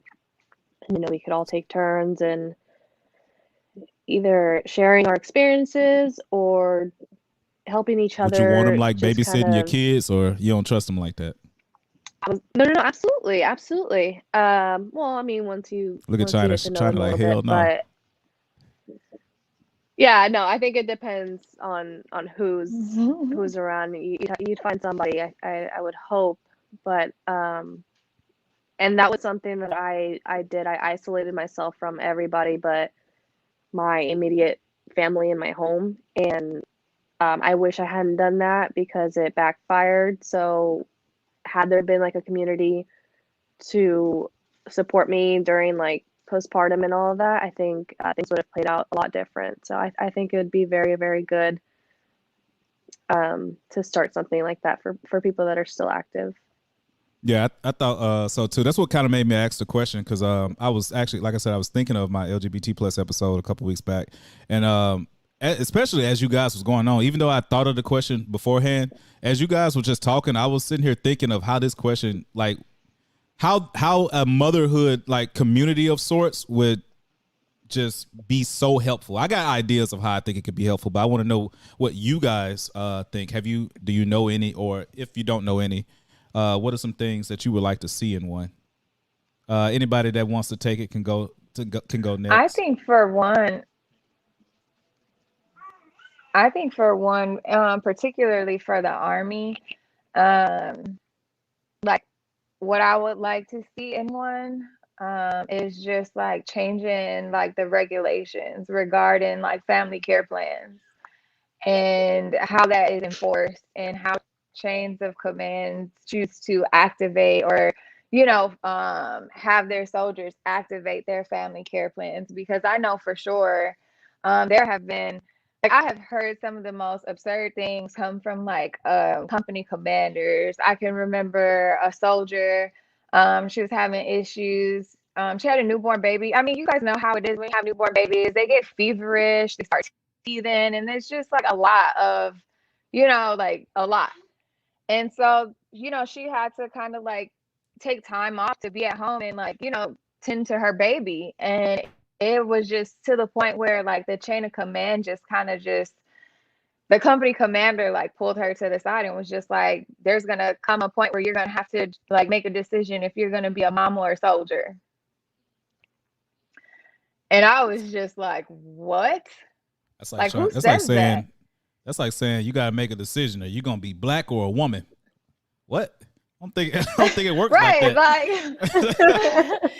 Like who I was floored. Like I couldn't believe like that was the guidance. You know what I'm saying? And you know, like they expect, you know, you have like short-term care providers and long-term care providers, which is supposed to be something that you activate for like field training exercises and things like that.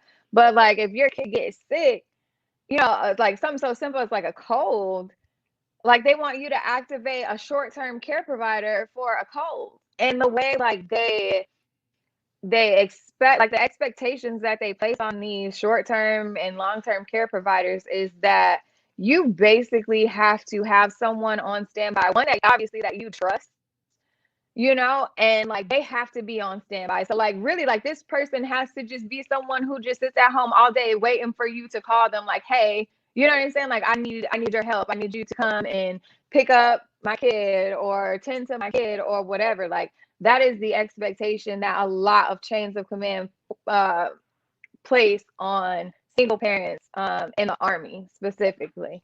So I would love to see changes made to that family care plan. Okay. No, that makes sense. So would you be passionate enough to kind of be proactive to start in that movement? I would be. I would obviously like I think I would have to tone like, you know, just, you know, be a little more tactful. I'm gonna give you 300. Because sometimes I get like real passionate. Oh, you still ain't done with your anger management classes. That's what I'm hearing. No, that back in 2013. Like I'm good now. Where's Zen over here? Yeah. No, I'm just messing with you, China. So same question, go for you three as well. Have you ever seen any type of motherhood community since you've been in service? If you haven't, would you like to see one? And what are some things that you would like to be a part of, you would like to add to that community that would dramatically benefit you and other mothers, obviously? I haven't seen any except like there's some Facebook mom groups that you can join if you do want to spend some time with other moms in the military. But other than that, I didn't see any in my command. Do you think the idea is good enough to where you would actually be interested in trying to get it started or at least get the conversation out there? Probably like a military mom thing at the command, yeah. Just so you can meet maybe once a week or something, just so you could kind of get a feel what other moms are going through too. Okay. And what about you, Cass? I think Tashira out here. Oh, never mind. I was about to. Never mind. What about you, Cass? I haven't seen that either. That's interesting. No, I haven't seen it. I think that would be great if commands actually had a motherhood group that, especially for new moms, could go and sit in and then probably would hear about the resources that we barely know about. And need a babysitter? Stuff. We got you. Right? Seriously. I think some moms are going. Yeah. I ain't gonna lie. I think some of the moms in the military are gonna take advantage of that shit. I need a babysitter. I'm trying to go to the club. Shake some ass. No, you didn't. What? You, man, look, I had abuse and shit. But no, but that's fine though. But that's okay though, because I mean, as moms, like we do need time to like blow off steam too. Like, you know what I'm saying? Like you, okay. Like you need that time. So yeah, like you need that time to have your little hot girl Friday or your hot girl Saturday. Or something. Like, okay, that's so. I actually, all right. Let's tackle that real quick. Do you think it would be harder to get this type of program started if, let's just say, for example, you're in a boardroom, right? Or you're in a meeting about it, and you're trying to get babysitting taken care of. Do you think you would get a lot of pushback if people made the argument of sometimes you just need personal time and it's not necessarily an emergency, or like I have to be at work, I need a babysitter? Because I get what you're saying. You're kind of saying that your wants kind of co-align with your needs for your mental health. Like sometimes you need to get out and just enjoy yourself. Do you think there'll be a lot of pushback on that? Maybe, but I don't think that it should be. Like, I mean, everybody needs time to decompress. So, you know what I mean? Like, it can't just be about because I need a babysitter because I have to go to work or because, you know, the mission or whatever. Like, as long as there's like transparency and like people are just being like, you know what I mean? Like, just being honest with your intentions and shit. Like, I don't see why that would be a problem. Would you think they should get paid for it at least? I have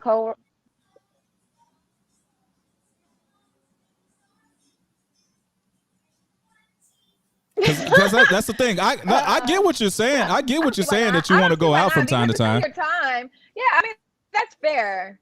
That's fair. Yeah, of course. Like, that's fair. Fair is fair.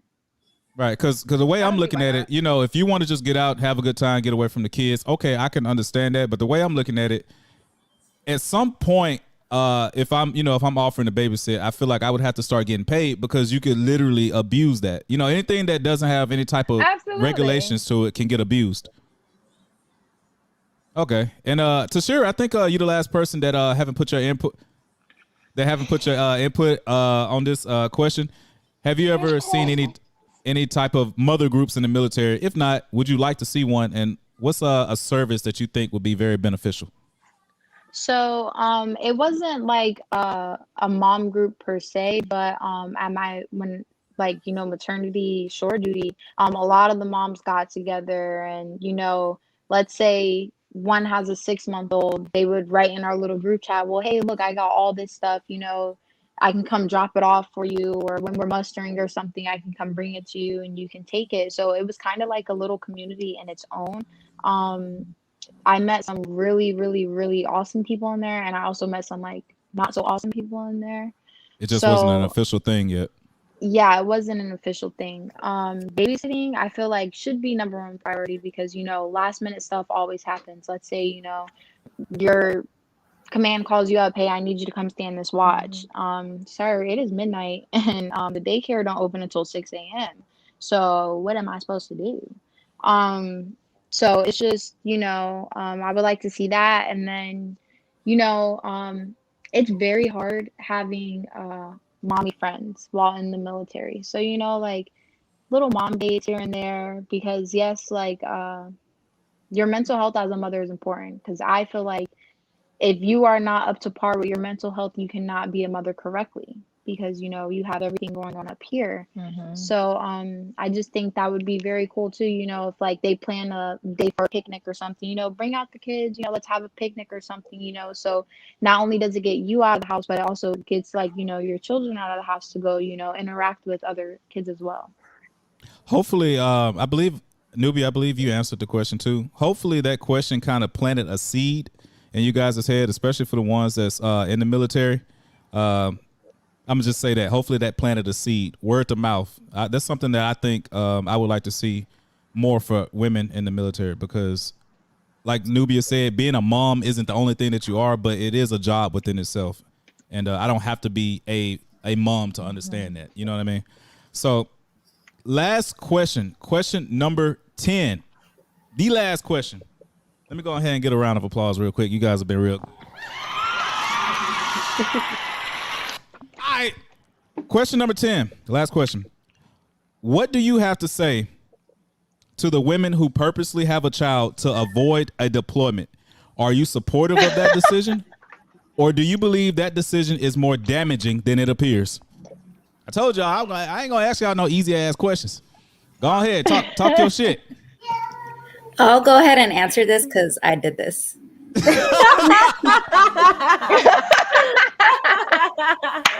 So I already went on one deployment. And my other deployment was coming up, and I knew I wanted to have a baby, so I thought it was the perfect time, because by the time I had my baby, my sea duty was going to end, so I was just going straight into shore duty and getting out, and that's what I did. So essentially, you were killing two birds with one stone because you wanted a baby anyway. Yep. Okay. Well, that's more. from my perspective, that's more understandable. But who wants to tackle it next? We just talking about the women that specifically bringing a soul into existence just so they don't have to go on deployment. Are you supportive of that decision, or do you think it's more damaging than it appears?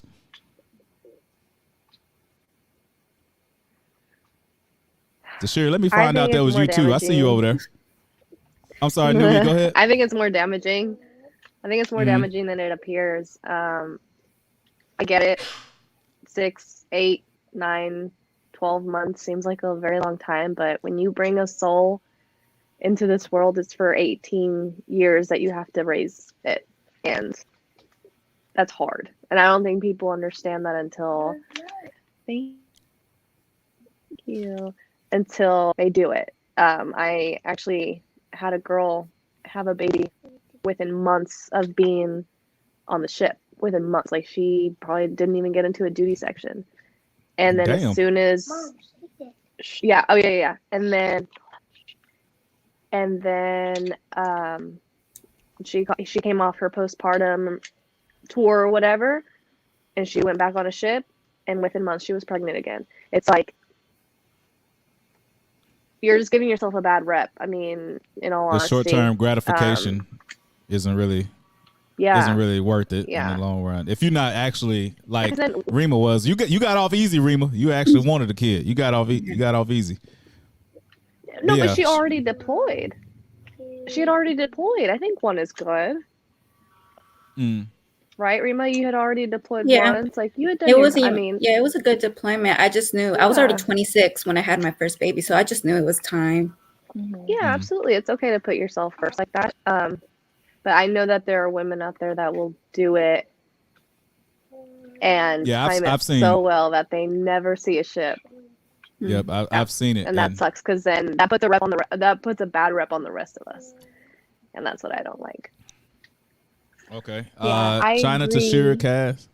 And I also went on the deployment and was still on a ship for almost 2 years before I got pregnant.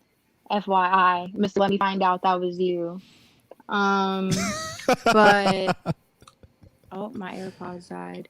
But I feel like, can you guys hear me?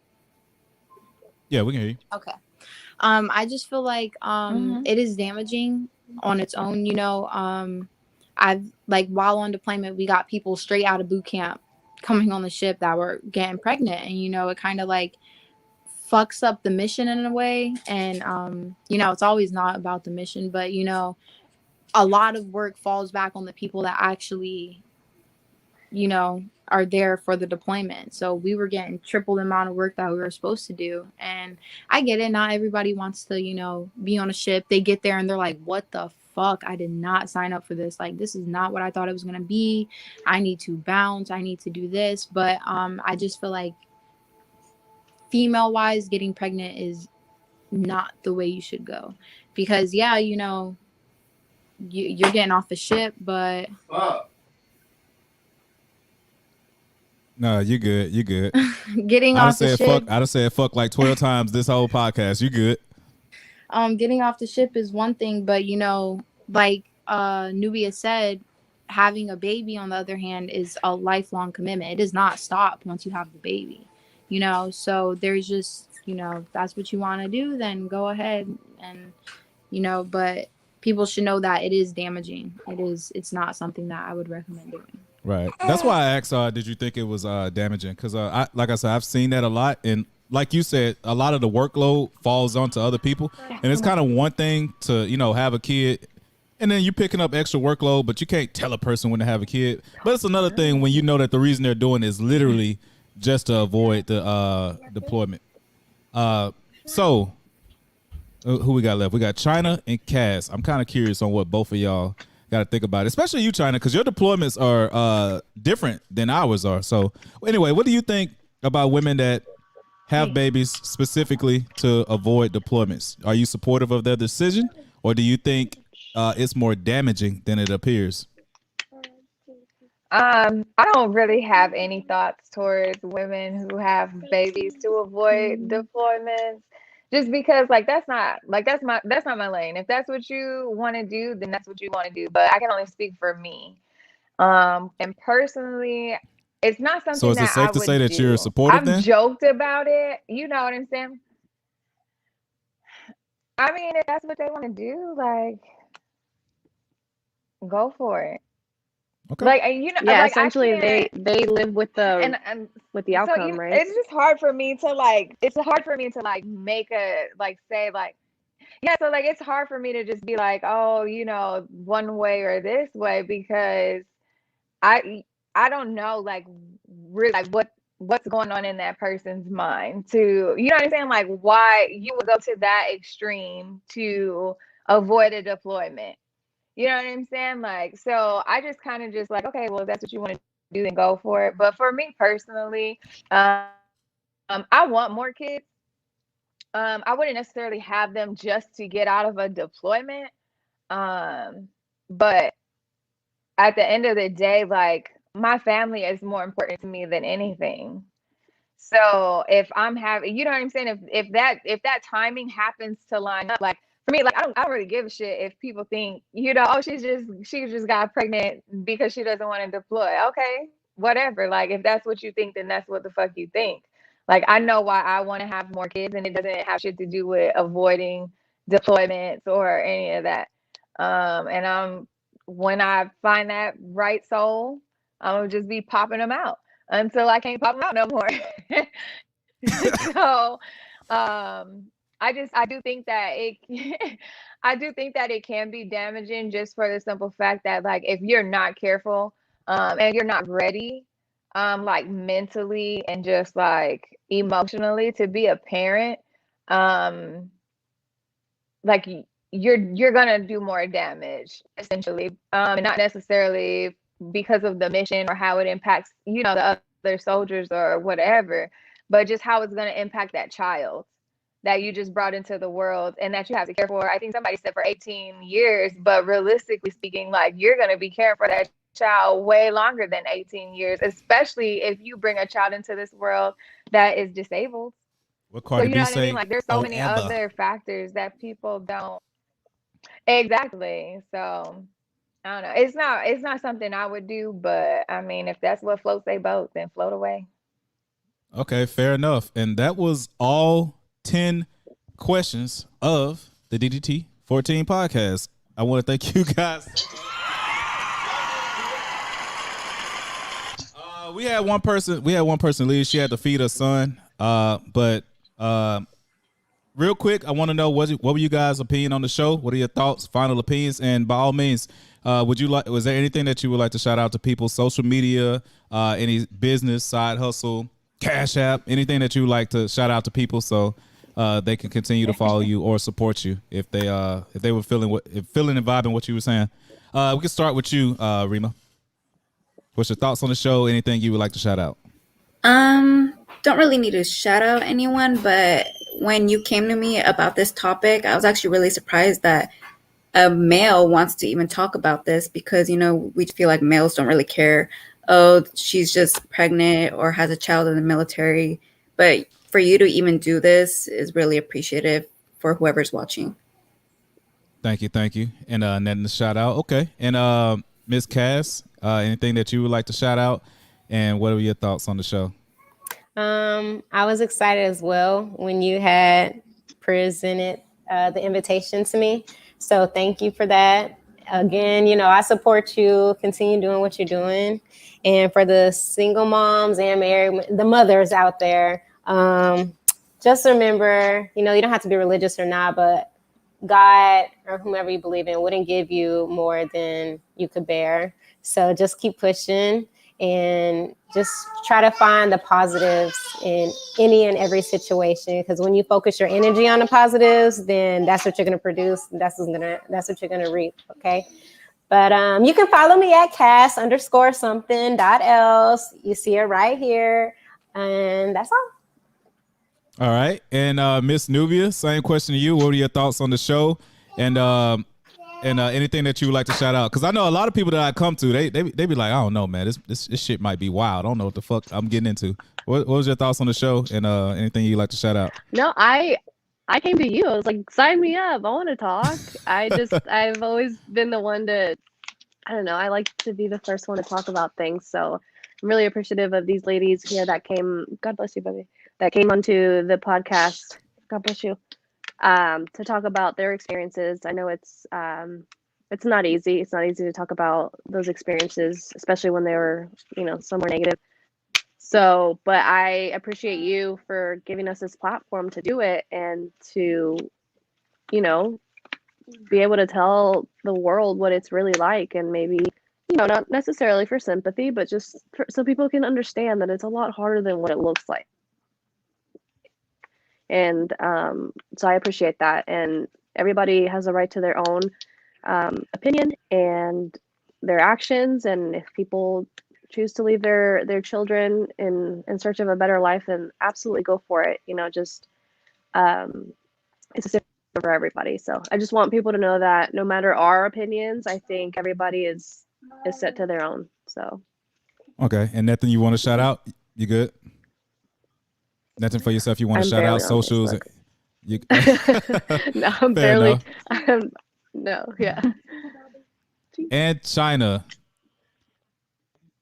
what was your thoughts about the show? And is there anything that you would like to shout out? I had to stop myself from picking with you because I told myself it was going to be Nubia, but I forgot to do it. So. Yeah, see, you wasn't being a man of your word, but that's okay. No, I just want to thank you so much for allowing me to come on here and just talk. So thank you for bringing this platform to us. This is great. I was kind of stunned too when I saw it in the Facebook group that this was something. I was like, oh, a guy is in charge of this.